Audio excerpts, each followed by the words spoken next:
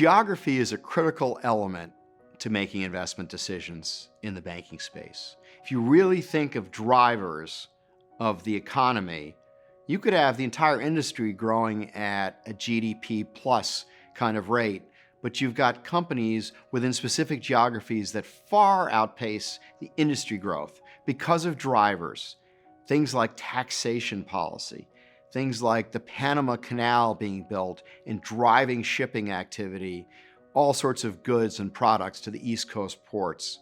When you look at things like natural disasters, they can actually create a lot of economic activity post the natural disaster, whether it's fires or hurricanes or flooding. The insurance companies pay the deposits, the banks get the deposits, then you've got the lending that follows. So really important drivers of economic activity. You can also have merger disruption. You could have a large national bank merging with another one, disrupting customers, disrupting employees, creating opportunities for smaller banks in that region to benefit. It could also be from a regulatory perspective. A large national player is put in the penalty box, the employees become available, the customers become available, and companies within those geographies can take advantage of those very opportunities out there. What else is really important is taxation and migration of people and companies.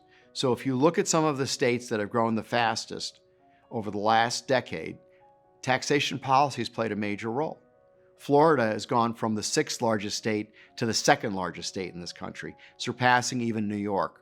People have moved there because of the weather, because of the taxes. Companies have followed them and opened up offices down there, so economic activity could not be better. You take advantage of that. You can also take advantage of geography by understanding there are too many banks in a state, or it's very easy to identify who will be consolidated in that state because there's very few and everybody wants into that state. For instance, North Carolina was a very fast-growing state. There were very few banks in North Carolina. Identifying them, understanding the management, understanding the way they thought about mergers and acquisitions was really critical to building a portfolio and taking advantage of that. Now there's very few banks left in North Carolina. What other states offer that same opportunity that may be obvious? We mentioned Texas earlier as a geography that has benefited from taxation and in-migration of businesses and people. That state still has more banks than any other state in the country. So there's a state that's ripe for much further consolidation. And by the way, when you think about geography, post-pandemic, onshoring is going to become a very large issue. So you have geographies like the Midwest that used to be called the Rust Belt and could actually be called the Platinum Belt, because I think the economic growth will be much better in a lot of those states that have manufacturing-based employees.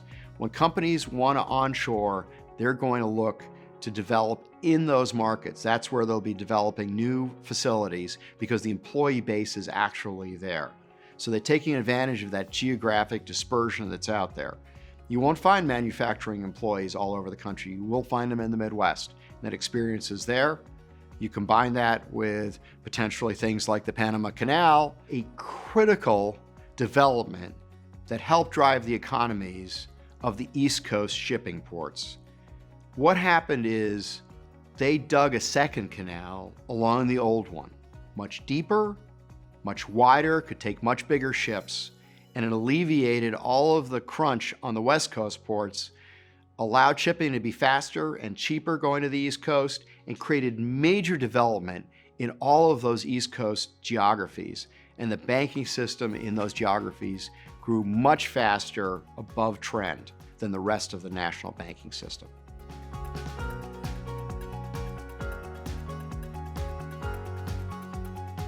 What can happen from in-migration is critical to local economic development. More people means more home construction. More companies means more commercial development. That benefits every part of the ecosystem. Who services the home builders? Who services the people? The multiplier effects are so large to those people moving. It's been said that when one job gets created in Detroit, 3 more jobs appear in the auto industry surrounding that, servicing that one job. And you see the same thing in geographies that are getting in migration. You're seeing that multiplier that has to service the building of that, the supplying of the builders, the supplying and catering to the individuals who've moved there, the construction that's going into building the commercial enterprises these people are going to be working at. The multiplier effect is enormous, and the banks take advantage of every one of those, because every one of those is an opportunity to gather deposits or make loans to.